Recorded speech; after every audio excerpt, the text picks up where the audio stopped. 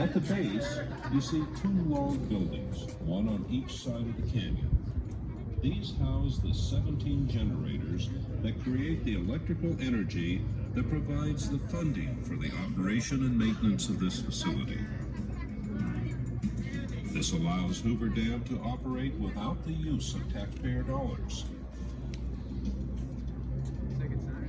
Notice the roofs of both buildings appear to have wires coming out of them. This is called the takeoff structure.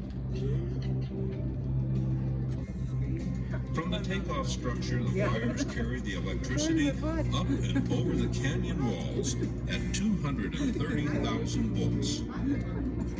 The towers that support and direct the wires are leaning into the canyon. These are